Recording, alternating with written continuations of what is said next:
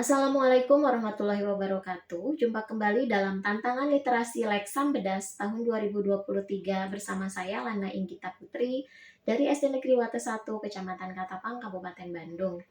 Tantangan literasi bulan ini adalah membuat sebuah review dalam bentuk naskah dongeng dari sebuah buku cerita rakyat dan disajikan dalam bentuk video. Judul buku yang saya baca adalah Semangka Emas, ditulis oleh Alasy Araji, diterbitkan oleh Keira Kids, terdiri dari 28 halaman. Demikian kisahnya. Pada zaman dahulu kala di Sambas, Kalimantan Barat, hiduplah seorang saudagar yang kaya raya. Ia mempunyai dua orang putra bernama Muzakir dan Dermawan. Keduanya memiliki sifat yang berbeda. Muzakir loba dan kikir. Setiap hari hanya mengumpulkan uang tapi tak pernah bersedekah. Sebaliknya, Dermawan sangat peduli dan selalu bersedekah untuk fakir miskin. Ia tidak rakus akan harta dan uang. Sebelum meninggal dunia, saudagar tersebut membagi hartanya sama rata untuk kedua putranya, agar jika kelak ia meninggal dunia, mereka tidak berbantahan dan saling iri. Setelah mendapat bagian masing-masing, Muzakir dan Dermawan tinggal di rumah yang terpisah. Muzakir memasukkan hartanya ke dalam sebuah peti, lalu menguncinya. Saat ada orang miskin datang ke rumahnya, bukannya memberi sedekah, ia malah tertawa mengejek dan mengusirnya. Lain halnya dengan Dermawan.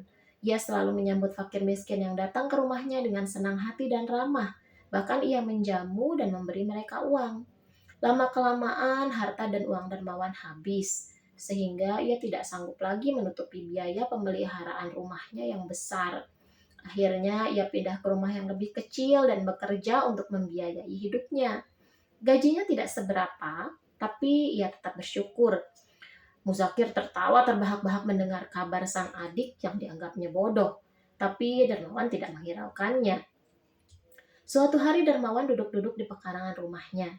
Tiba-tiba seekor burung pipit jatuh di hadapannya dan mencicit kesakitan.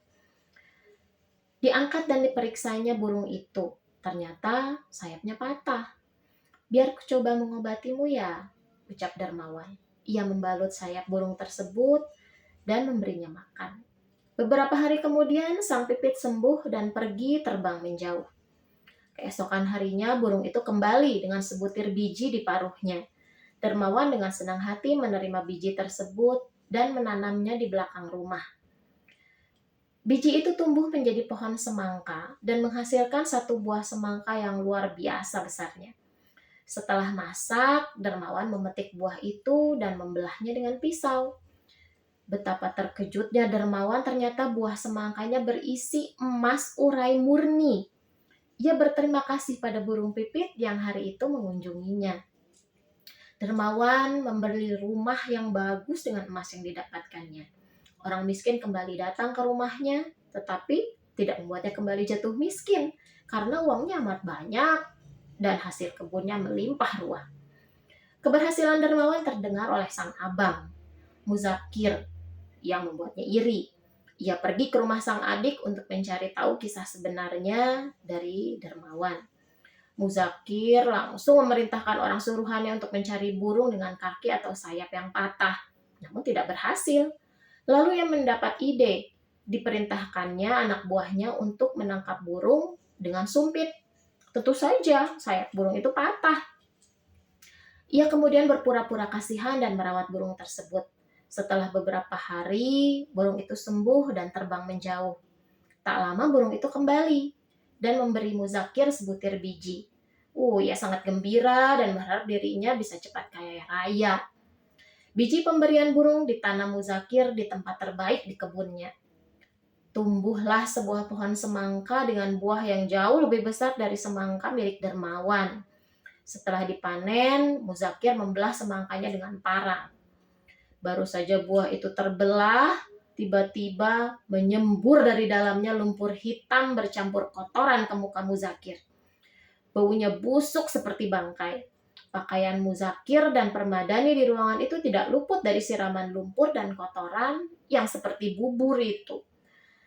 Muzakir berlari ke jalan raya sambil muntah-muntah karena tidak tahan dengan bau lumpur itu.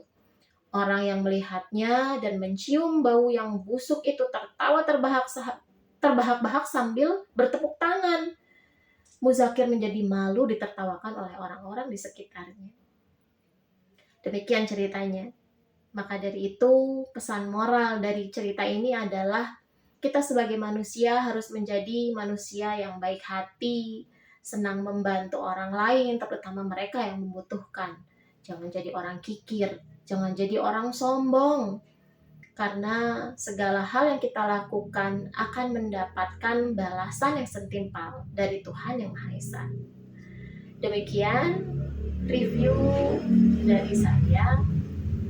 Jumpa kembali di tantangan literasi bulan yang akan datang. Wassalamualaikum warahmatullahi wabarakatuh.